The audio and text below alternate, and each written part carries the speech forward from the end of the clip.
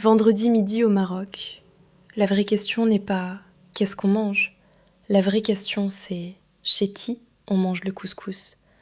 Parce qu'entre celui de la mère, celui de la belle-mère, celui de la tante ou celui qu'on prépare chez soi, le vendredi, le couscous organise presque à lui seul une partie de la vie familiale. Et chacun reste évidemment convaincu que le sien est le meilleur. D'ailleurs, le couscous du vendredi commence bien avant midi. Dans la cuisine, la semoule a déjà été travaillée, les légumes sont prêts, le bouillon avance tranquillement, et à l'odeur, toute la maison sait parfaitement ce qui se prépare. Il n'y a pas besoin d'annonce officielle. Ensuite vient le dressage, et là, chaque famille a sa manière. Certains disposent les légumes avec une précision remarquable, d'autres préfèrent un couscous généreux, où l'on découvre progressivement ce qui se cache sous les courgettes, les carottes et les navets.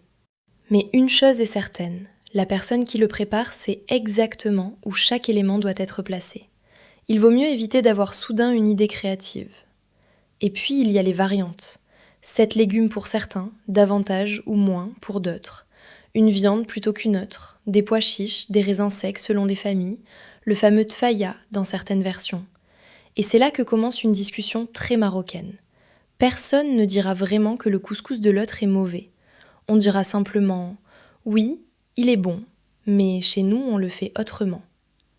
Cette petite phrase contient généralement plusieurs générations de certitudes culinaires. Mais le plus important n'est finalement pas ce qu'il y a dans le plat, c'est ce qui se passe autour. Le vendredi, le couscous rassemble. On s'assoit, on parle, on prend des nouvelles. Quelqu'un raconte ce qu'il s'est passé pendant la semaine, quelqu'un d'autre corrige un détail qui n'avait absolument pas besoin d'être corrigé, et le déjeuner finit rarement à l'heure prévue. Et dans certaines familles, on pense aussi à faire sortir une kesriya en sadaka, un grand plat envoyé à la mosquée, au gardien de voiture, ou à quelqu'un à qui l'on souhaite simplement faire plaisir. Le couscous du vendredi se partage donc parfois bien au-delà de la table familiale.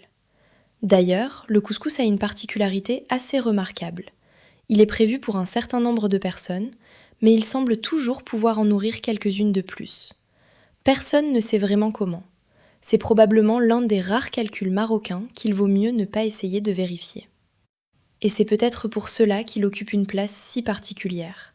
Parce que le couscous du vendredi n'est pas seulement une recette, c'est une habitude familiale, un rythme, une mémoire. On peut vivre à Casablanca, à Oujda, à Marrakech, à Rabat, à Tanger ou à des milliers de kilomètres du Maroc. Il suffit parfois d'une odeur de bouillon et de semoule un vendredi pour savoir exactement quel jour on est. Et après toutes ces années, une seule question reste vraiment dangereuse à poser. Alors, celui de qui est le meilleur ? Sur ce point, je préfère ne prendre aucun risque diplomatique. Vous restez avec Maria ? Abonnez-vous.